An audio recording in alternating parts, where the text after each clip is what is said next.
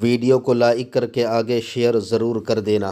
بچپن اور بڑھاپے کے درمیان جو انسان کی زندگی ہے اس کو اسلام جوانی سے تعبیر کرتا ہے، اور یہ جوانی بڑا خوبصورت سا وقت ہے، بڑا خوبصورت سا وقفہ ہے۔ انسان کی زندگی کا راس المال ہے، جس کو ہم اپنی ممبئی کی زبان میں موڑی کہہ سکتے ہیں، بلکہ کہتے ہیں راس المال یعنی اصل۔ جو انسان جب بزنس کرتا ہے، تجارت کرتا ہے، تو وہ جو قیمت، جو رقم کاروبار میں لگاتا ہے اس کو راس المال یا موڑی کہا جاتا ہے۔ تو اصل انسان کی زندگی کا جو خوبصورت ترین وقت ہے جسے جوانی کہتے ہیں، یہ زندگی کا حاصل ہے، یہ بڑے خوبصورت لمحات ہے جسے جوانی کہتے ہیں۔ اس میں ہر چیز کی لذت آتی ہے، ہر چیز کا لطف آتا ہے۔ زندگی گزارنے کا اصل مزہ جوانی ہے، کھانے پینے کا اصل مزہ جوانی ہے، نیند کا اصل مزہ جوانی ہے، چلنے پھرنے کا، موج مستیاں کرنے کا، انجوائے کرنے کا اصل مزہ جوانی ہے۔ بڑی خوبصورت ہے جوانی۔ اور جوانی پھر اسلام میں بھی ایسا نہیں۔ اسلام کی خصوصیت ہے کہ اسلام دین فطرت ہے۔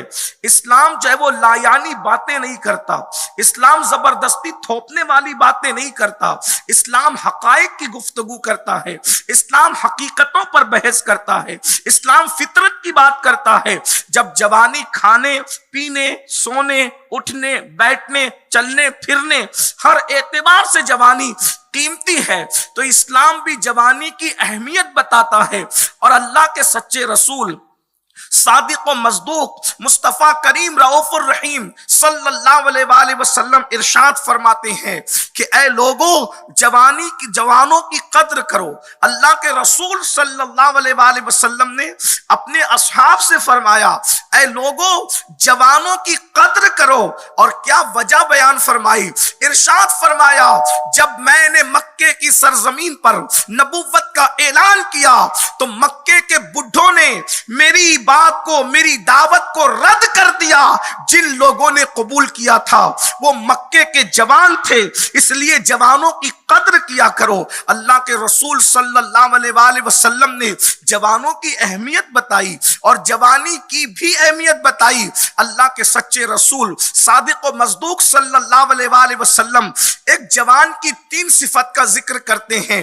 آقا علیہ الصلوۃ والتسلیم ارشاد فرماتے ہیں جو جوان اللہ کی تقدیر پر راضی رہے، یعنی اللہ نے اس کی تقدیر کے لیے جو فیصلہ کر دیا ہے اس فیصلے پر وہ راضی رہے کہ اللہ نے جو مقدر لکھا ہے، اللہ نے جو میری تقدیر لکھا ہے میں اس پر راضی ہوں، اللہ کی تقدیر پر اس کو کوئی اعتراض نہیں ہے۔ اللہ اکبر۔ فرمایا اللہ کی تقدیر پر راضی رہنے والا جوان۔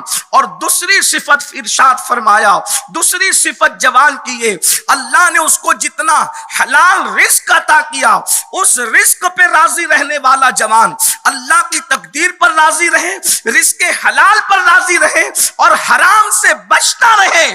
جس بندے میں جوانی میں یہ 3 صفتیں جمع ہو جاتی ہے، اللہ رب العزت اس کو اپنے فرشتوں کے مانند قرار دیتا ہے۔ وہ جوان اللہ کے نزدیک فرشتوں کی طرح ہے جو اللہ کے لکھے پہ راضی ہے، جو رزق حلال پر قانے یعنی قناعت کر رہا ہے، اور اللہ رب العزت نے جو حرام کر دیا ہے اس حرام سے وہ بچا ہوا ہے۔ وہ فرشتوں کی طرح ہے، اللہ کے نزدیک فرشتوں کی طرح ہے۔ اور ایک مقام پر تو یہاں تک فرمایا صبح کو عبادت کرنے والا جوان بوڑھوں پر ایسی فضیلت رکھتا ہے جیسے اللہ نے نبیوں کو امت پر فضیلت عطا فرمائی ہے، جیسے مرسلین کو اللہ نے امت پر فضیلت عطا فرمائی ہے۔ اللہ رب العزت ایک مقام پر حدیث قدسی میں ارشاد فرماتا ہے میرا حقیقی بندہ کون ہے؟ ذرا غور کریں، فرماتا ہے میرا حقیقی بندہ کون ہے؟ اللہ اکبر۔ اللہ جس کو خود کہے میرا بندہ، میرا حقیقی بندہ، میرا سچا بندہ، اللہ اکبر۔ اللہ کے بندے تو لوگ اپنے آپ کو خوب کہتے ہیں، لیکن اللہ جس کو اپنا بندہ کہے، یاد رکھنا بہت کم لوگ ہیں جس کو اللہ اللہ نے اپنا بندہ کہا ہے. اللہ اکبر. آپ جانتے ہیں مصطفیٰ جان رحمت کو اپنا بندہ کہا ہے. سبحان الذی اسرا بعبدہ. اللہ اکبر. اسی لیے تو میرے آقا صلی اللہ علیہ وآلہ وسلم کی معراج کو عبدیت کے ساتھ بیان کیا ہے. لیکن یہاں کچھ لوگ یہ کہتے ہیں کہ مصطفیٰ جان رحمت کی عاجزی کی وجہ سے عبدیت بیان ہوئی. ایسا نہیں ہے. مصطفیٰ جان رحمت کی عبدیت ان کی رسالت سے افضل ہے. اس لیے سفر بڑا تھا, مقام بڑا تھا, مرتبہ بڑا تھا, اس لیے شان عبدیت بیان کی گئی ہے. مصطفیٰ جان رحمت کی عبدیت خاصہ. اللہ اکبر. یہ وہ منصب ہے جس کا مقابلہ دنیا کا کوئی منصب نہیں کر سکتا. اور یہ بھی یاد رکھنا, مقام عبدیت سے بڑا مقام اللہ کے نزدیک ہو ہی نہیں سکتا.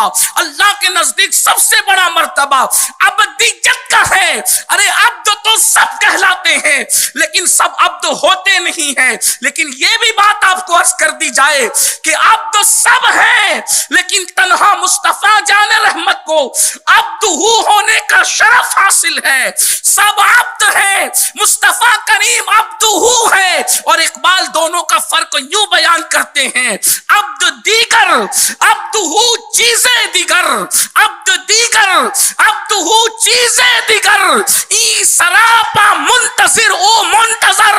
عبد الگ ہے, عبد الگ ہے. عبد انتظار کرتا ہے, عبد کا انتظار کیا جاتا ہے. نعرہ تکبیر, نعرہ رسالت, علماء اہل سنت. عبد اور عبدہ کا فرق میرے امام نے بھی بیان فرمایا. کہتے تبارک اللہ شان تیری, تجھی کو زیبا ہے بے نیازی. عبد کے لیے لن ترانی ہے, عبد کے لیے لن ترانی ہے. کہتے تبارک اللہ شان تیری, تجھی کو زیبا ہے بے نیازی. کہیں تو ہو جوش لن ترانی, کہیں تقاضے وصال کے تھے. عبد کے لیے لن ترانی کہا جاتا ہے اور عبد کو نیند سے اٹھا کر کے لامکہ پہ بلایا جاتا ہے. عبد دیگر عبدہ چیزیں دیگر, ای سراپا منتظر و منتظر. تبارک اللہ شان تیری, تجھی کو زیبا ہے بے نیازی. کہیں تو ہو جوش لن ترانی, کہیں تقاضے وصال کے تھے. اور عبدہ کی شان یہ ہے کہ عبدہ میں فنائیت وہ ہے کہ ذات بھی باقی نہیں رکھی, نام بھی باقی نہیں رکھا. حضور کی ذات بھی فنا ہے ذات باری میں, اور حضور کا نام بھی فنا ہے. اسی لیے حضور کا نام بھی نہیں لیا, کہا عبدہی. جس نبی کو عبد کہہ کر کے پکارا ساتھ میں سب کا نام لیا, لیکن تنہا مصطفیٰ جان رحمت ہے. حضور کو جب عبد کہا تو ساتھ میں نام نہیں لیا, اس لیے کہ نام بھی حضور کا فنا ہے ذات باری کے اندر. اور جس کا نام فنا ہے ذات باری میں, پھر اس کو جلوہ حق ہونے کا شرف یوں حاصل ہوا کہ میرے امام کہتے ہیں وہی ہے اول, وہی ہے آخر, وہی ہے ظاہر, وہی ہے باطن. استاد زمن کہتے ہیں کہ لوگ کہتے ہیں کہ آنکھوں سے دیکھا, بالکل آنکھوں سے دیکھا, لیکن وہاں آنکھ کہاں تھی, جسم کہاں تھا, اور جسمانیات کہاں تھی, اور کون کہاں تھا, کون کہاں تھا. بات تو بس اتنی ہے کہ لمحہ باطن میں گمنے جلوہ ظاہر گیا تو کہتے ہیں وہی ہے اول, وہی ہے آخر, وہی ہے ظاہر, وہی ہے باطن. اسی کے جلوے, اسی سے ملنے, اسی سے اس کی طرف گئے تھے.